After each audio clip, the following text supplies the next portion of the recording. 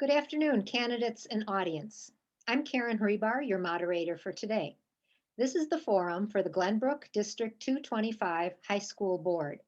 There are 10 candidates running for 4 open seats on the board. 5 of these candidates have agreed to the league's ground rules and format and are present today. They are David Hochberg, Matt O'Hara, Bruce Doughty, Michelle Seguin, and right now, Peter Glowacki. Each of these 5 candidates will be doing a 15-minute mini forum in an interview style. Each candidate will begin with a 2-minute opening statement and will be allowed up to 90 seconds to answer each of 7 questions previously submitted by voters. Each candidate will answer the same questions. I will repeat a question if asked. Please remember to watch the timer. There will be 1 minute and 30-second warning times and then a stop sign. I ask that you finish your sentence then. With that said, let us begin. And this is Peter Glowacki. And the topic is safe school reopening. And the question is, what are you— Karin, excuse me, Karin. Can Mr. Glowacki do his opening statements, please? Oh, yes. I was going to say,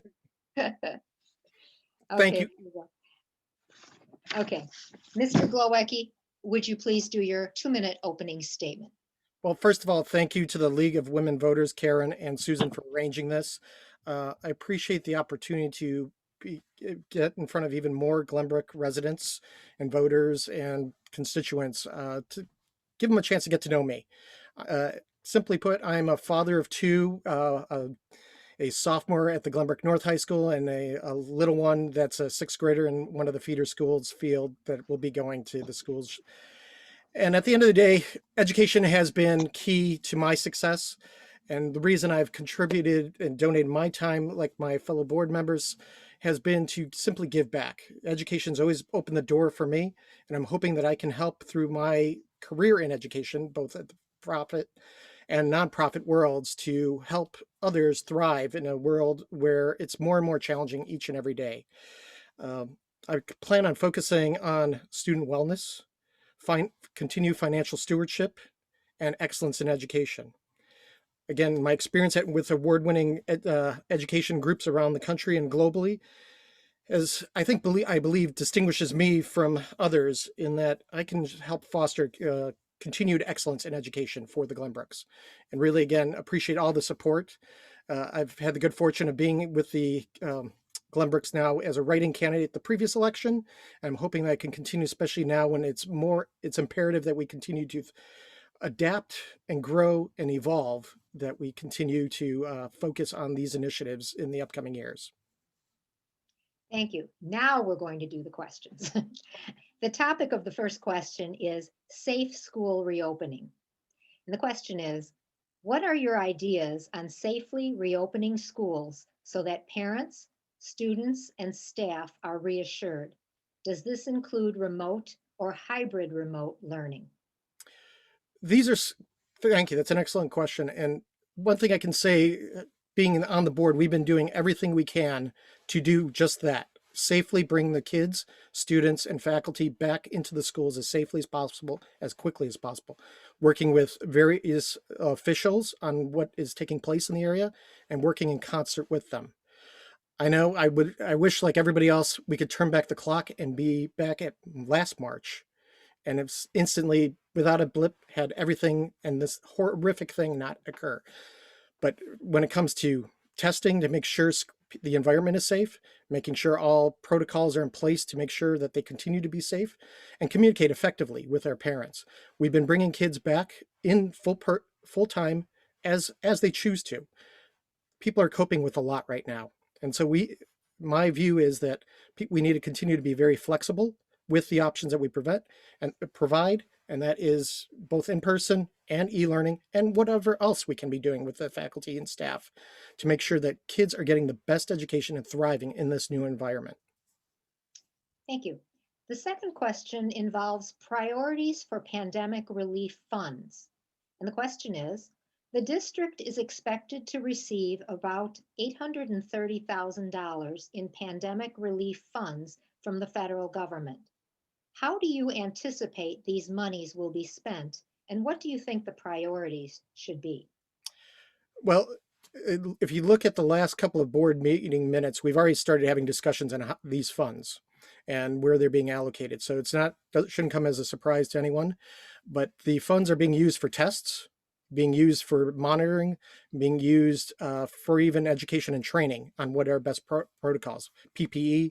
So we're applying them to where they're needed most. And we will continue to do that. As new initiatives come forward that we can be doing, we would continue to allocate resources and funds to that, whether it's through the through the loan grants, or in addition to using school funds and reserves to do that. The board has made it very clear, and I've supported this, that we do what we can to bring these kids and everyone back safely as quickly as possible. And we'll continue to support that. And if it means helping with vaccine sites, which I know the administration has been working diligently day and night trying to be a vaccine site. And unfortunately, it is a very complicated matter. It seems like a lottery in terms of sites and who ends up gets those provisions. But we're happy that we're working closely with the various county municipalities to get as many of our teachers vaccinated as quickly as possible. Thank you. The next question regards curriculum. The question is, what is the appropriate role for this Board of Education in determining curriculum in the Glenbrook High Schools?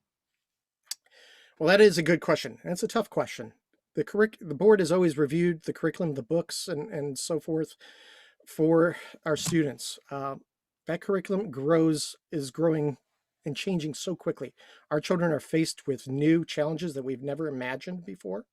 And so the board's role in that is to be open-minded, look and count on various reports, studies, information from the teachers, from the families, listen, what is needed today, and to support that as much as we can. So I view that the board is not dictating necessarily curriculum, but creating an environment that is open and safe for kids to express themselves, teachers to share and foster that learning in a non-threatening environment where they can come to learn and adapt and be prepared for a future. Thank you. The next topic is mental health. And the question is, many believe the pandemic has greatly impacted mental health, especially for high school students. Do you think the mental health resources provided by the district are adequate, or what additional assistance could be provided to students? That is a tough question. Having a sophomore myself, I can see firsthand just the challenges this extended isolation has put him through, and his friends and other students and everything. And we've had some challenging times in recent months. I don't think there's enough that we can't do. I think we need to do more as a district and everything. And I know that my fellow colleagues, the administration, support that. What to do and offer more, make sure we clearly communicate that to parents and families so that they understand that they can turn to the Glenbrooks, the staff and administration. There's a vast array of resources the school has, and I'm constantly surprised, when I pop up with a question, that they point me to a wonderful resource to start helping. But the challenge I think most parents like myself have is we don't even know where to start sometimes. And I think that's one of the things we need to focus on, is making sure that parents know they can turn to when they don't know what to do. At least having that discussion, looking to the school as a starting point to point them in the right direction. And we can do more on that.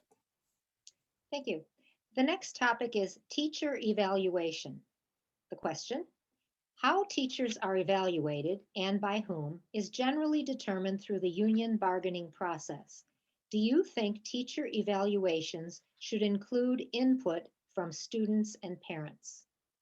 I most certainly do think that parent and student feedback should be incorporated into these evaluations. And I know in many cases, the evaluators, which are the administrators of the school, try to do that to some extent. But I would love to see more of that happen and much more transparent. To help a teacher grow, especially in these times, as professionals, we all, myself and others, true professionals are always looking for feedback from a variety of sources. And I think our teachers welcome that. in terms of that. So working more with the department heads and others, I think parents should continue to share their thoughts openly with those folks about their feedback with their teachers in the spirit of being constructive and helping those teachers grow. We're learning in different ways. We're upon an education evolution like we've never seen before. And this feedback will be essential. I know more about what my kid learns today than I did a year ago, thanks to e-learning. I hear firsthand. We'd walk into the class, you'd talk to your son or daughter and they'd say, "Oh, how was school today?" And their response was, "It was great."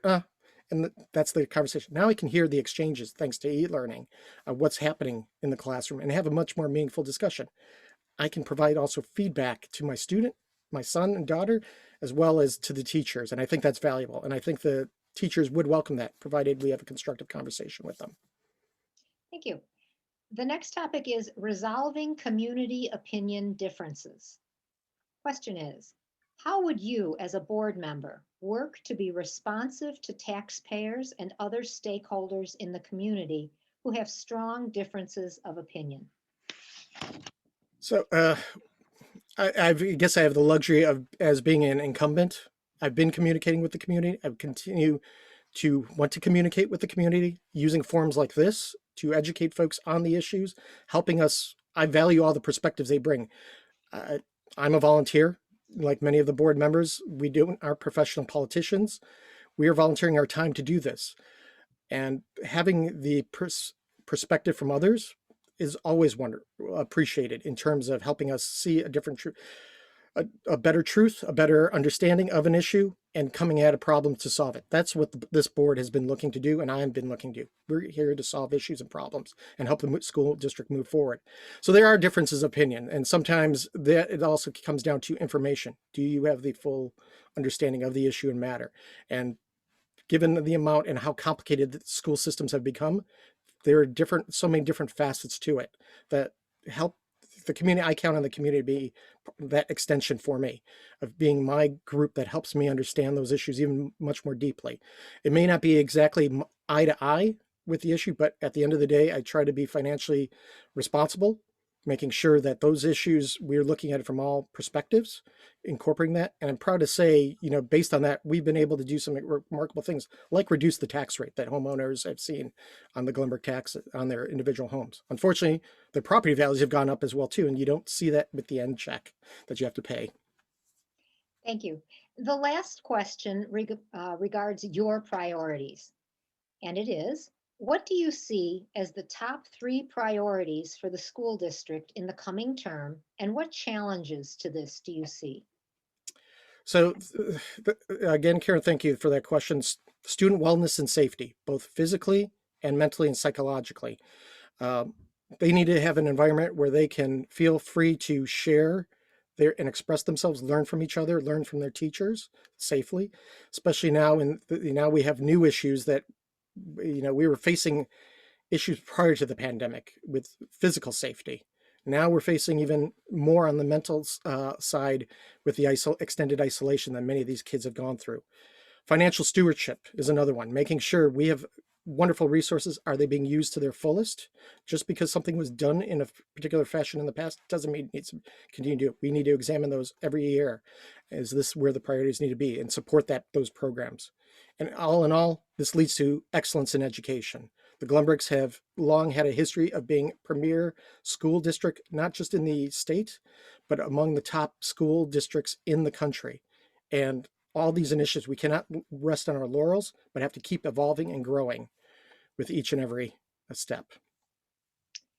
Thank you. Thank you, Peter Glowacki, for attending this forum. Thank you, all candidates, and thank you, audience, for listening. That ends our forum for today. Don't forget to vote by mail, early in-person voting at central locations, or at your local polling place by Tuesday, April 6th. Thank you from the League of Women Voters. Thank you.